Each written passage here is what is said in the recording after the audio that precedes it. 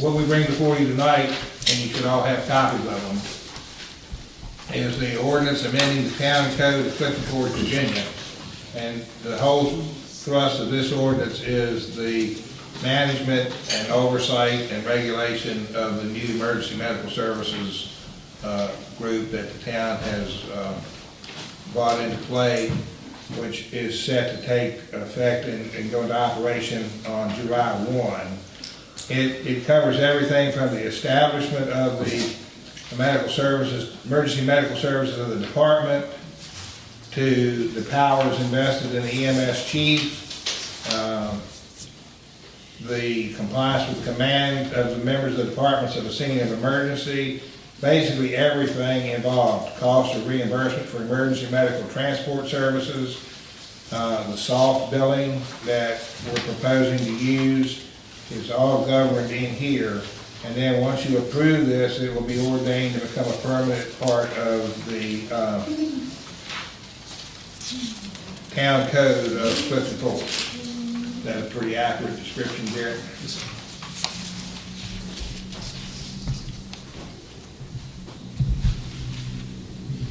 And this is really, you can think of this as building the skeleton of the department, and then the meat on the bones is going to be coming with the staffing and the funding as of July 1st.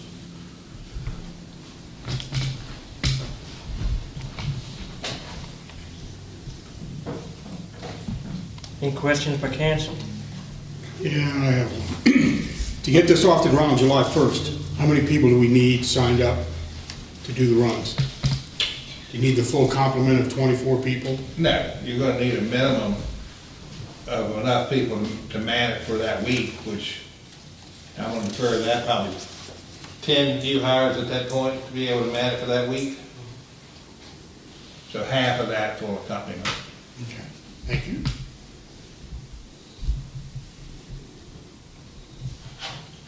Any more questions? I'd just like to let everybody still know that it's going to be soft billing, not hard billing like some rumors that was flying around.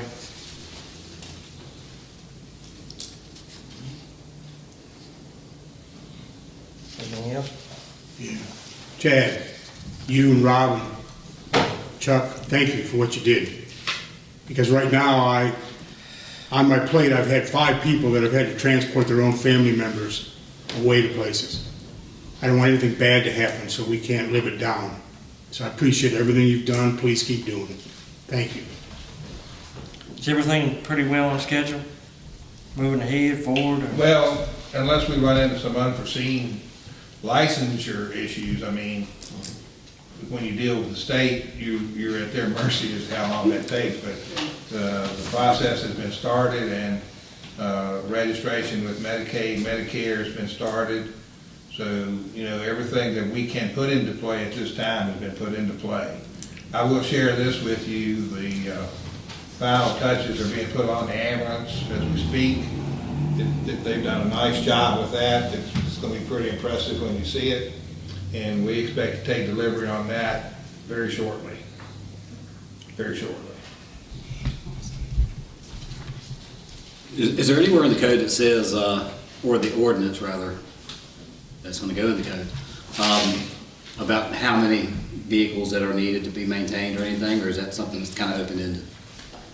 There's nothing in this ordinance that's going to be part of code that dictates the number of vehicles. Okay. I would think, and correct me if I'm wrong, Jared, I would think that that would be dictated as to how this rolls out and the caseload and call load and volume that we have to deal with after we get moving. But the part that would address it is the EMS chief's duties, that they have to maintain licensure and compliance with the laws of the Commonwealth of Virginia. So whatever the minimum staffing or minimum equipment required, that would be an expectation of the department. What's the monitoring system by the state? Do we monitor ourselves and send them reports? Or do they send people out to monitor us? I will have to defer that. We send reports to the state. Thank you. Did you hear him? Yes, I did. Any other questions? And when did you expect the new ride to show up? I would say within the next 2 weeks at the most, Yeah. maybe sooner than that. I think that'll be a welcome sight for a lot of people. And then July 1st is rolling around quickly. Is this a public hearing, Jared, or is Just an agenda item. agenda? You have to read this, or no? If there's no more questions, then we'll move on to it'll move on to the second reading, which is May 11th, I think. 10th. Yep, second. You gotta take a vote on that. I hear a motion. So moved. I make a motion that we waive this till the second reading on May 10th. I second. Councilman Burdette, Yes. Councilwoman Laudermilk, Yes. Vice Mayor Umstead, Yes. Mayor Irvin. Yes.